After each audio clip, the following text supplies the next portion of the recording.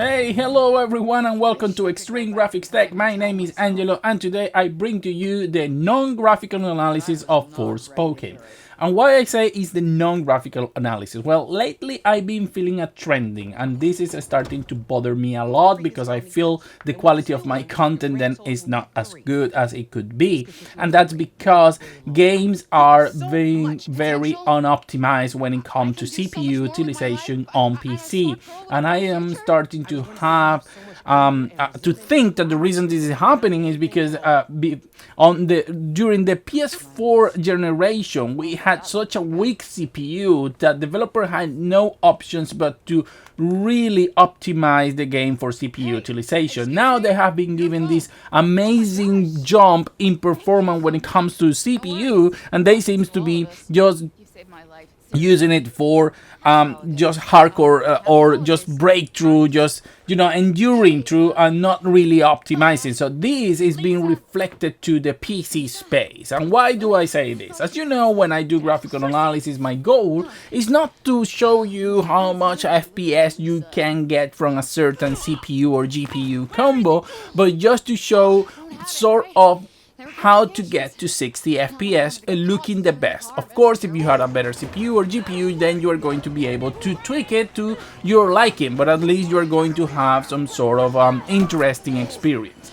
Also, obviously, if the game graphically demanding and a GPU is not able to get to 60 FPS, then, well, if I consider it is enough, I will just run the game at 30 FPS, like it happened with A Plague Tale Requiem, which, graphically a 1060 is not able to produce 60 FPS, but I think in that case it's justified in certain resolution, so that's okay. The problem comes that when normally I do this sort of test, I obviously always using different CPUs. I have three CPUs. It's the one on my main computer, which is a 12600K at 5 GHz. Then I have an old CPU, an i7-6700K, and then the test bench where the majority of my tests go. And that test bench is a 10400F, which is a 6-core 12-thread CPU at 4 GHz. So what happens is that after testing, normally I start testing the CPU with utilization of the game with the 6700K, because this will give us a base. This will allow us to understand how much CPU do you need to achieve 60 FPS. Normally we don't care about GPU utilization in this case because we lower the resolution as much as possible to avoid the GPU become the bottleneck here. So obviously, if we achieve 60 FPS with a 6700K, which is a 4-core CPU, then we know we are free to keep testing with the rest of the computer or the other test bench, because we know we're going to get there. Sometimes we don't get to 60 FPS with the 6700K, but we do with the 10400F, and then I have a base. The problem with Forspoken is I have not been able to achieve 60 FPS with the 10400F.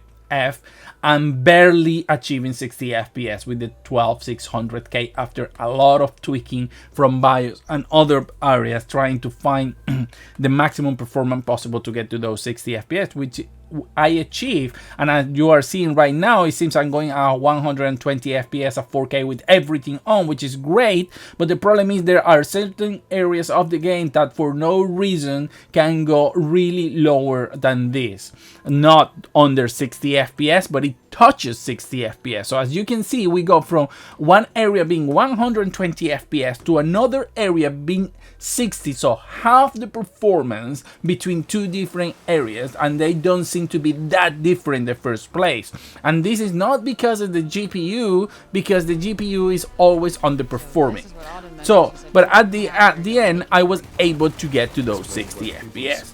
But when I am not able to get to 60 FPS constant on the 10400F, it becomes a problem for me. And the reason is because then I'm going to be pairing GPUs like 1060, 2060, 3060, RX 700 or any other GPU on a system that is I am not going to be able to really test what is the level of performance of the actual GPU, because we are going to have issues between the CPU. For example, if the 10400F will always give me 60 FPS, no matter what the situation is, then I know that my CPU is not going to be the problem in the future with any other CPU, or if there is a problem, there has to be some sort of driver overhead or other issues, but that's GPU related. And so I can advise you on how to optimize the game or what sort of performance you're going to get. And obviously, if you have a better CPU or similar one, you'll know that you're going to achieve those frames. But when I don't, then the problem that I get is that I can give you like a minimum, like a bar to understand how the game is going to behave depending on the GPU you're using or the graphical settings we are using, because there is no constant. So this becomes a real problem for me. So I'm not sure if my 10400F is already an obsolete CPU, which to me, honestly, it makes no sense. As I said, I'm not trying to get to 80 FPS, 90, just 60. So the fact that a game is starting, or many games are starting to tell me, you know, a 10400F is not enough to get to 60 FPS, is starting to worry me from a perspective of the gamer on PC, because that means 95% of the market is going to be out. Because let's be honest, most people, when they are buying budget PC games, they are buying like the 3600, the 5600, the 2600, the 6-core CPUs, which are affordable and they should be fast. And to be honest with you, even at 12600K, I find to be on the high tier top level, and I don't think most gamers have that sort of CPU. And even with that CPU, you know, you are barely hitting 60F on some situations. So that starts for me to create a problem for testing and so on. So the only way I have to solve this, evidently, is to change my hardware, which I will have to do, even though I don't, well, you know, the economical situation is complicated because I have to spend some money. Luckily for me, somebody is gifting me a 13700K, which I'm going to use to replace my 12600K, and then I'm going to buy a new motherboard to put that one in and replace the 10400F. And that's fine for me and testing and whatever future brings. However, I still don't think that for the average gamer this is good news. Honestly, either these games need to start optimizing, because the 10400F is still a very good and solid CPU that should be able to play anything at 60 FPS. Or if it's not going to be able to achieve 60 FPS, at least the graphical fidelity that I see on the screen should be, you know, a reminder to tell me, yes, this game looks extremely good, so it's obviously this CPU is no longer good enough.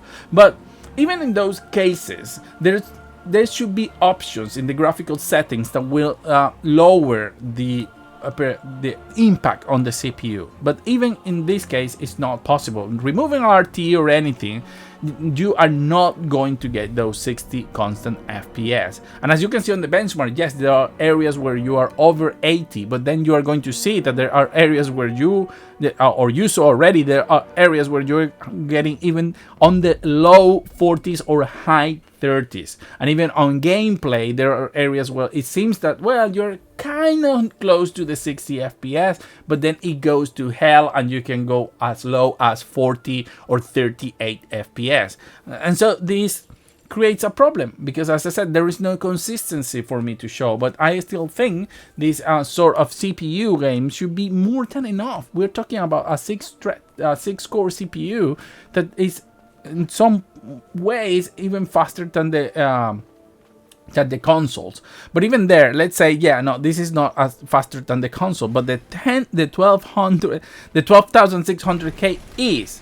And even then, I have problems. I'm struggling to get this game to run correctly on that CPU. So yeah, this is a game I can test this way, at least not to give you constant information. However, what I'm going to do after I have changed my test bench and everything else is I am going to keep testing with the i7-6700K, because I still believe that that is a good base for any game to be tested. And probably games like Dead Space Remake are going to show that when it comes to optimization, a quad-core CPU should still be very a competitive. I'm not saying that you should buy a quad-core CPU, but what I'm saying is that if i7-6700 is capable of maintaining some level of playability with the CPU, then obviously a 4 generation later 6-core CPU should be able to at least keep 60 FPS, and especially if we talk then about a 12,000 series CPU,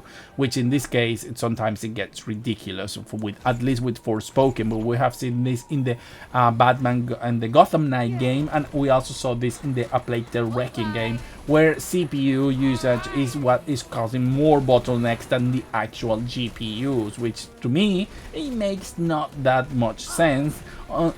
The only reason I believe, and those games have all in common, that they are only for the current generation of consoles, which all of them have a much performance CPUs, which is the Ryzen that they are using, which is sort of equivalent to a 37.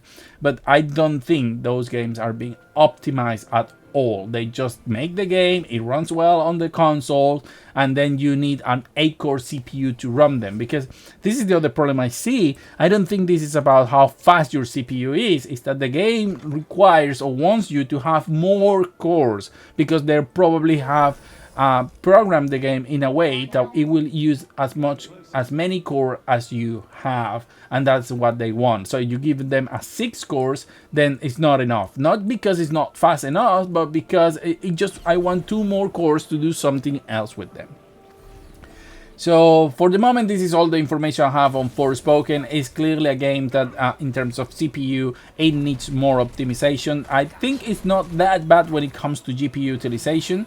And I have to say that one of the good things that came out of this title is to be able to test direct storage, which is extremely fast to load games. You can go from continue to in-game in 1 second. Even though in the benchmark it's not very consistent, sometimes you are going to load the same level at 3 seconds and the next time is 30 seconds. But I think this is related more to CPU utilization at the time of loading or something going on around, because obviously doesn't happen all the time. You can reload the benchmark, restart the PC, and the next time you run the benchmark, that same area will load in like 8 seconds. In any case, it's always going to be very fast, because even 30 seconds in the worst case scenario is not bad, everything considered, but that's not normal. That's not normal. So it happens a very few times on the benchmark only, but when you are actually loading the game, it loads very fast, even from a SATA SSD, which is not even NVMe. So that's one good thing we can take out of Forspoken.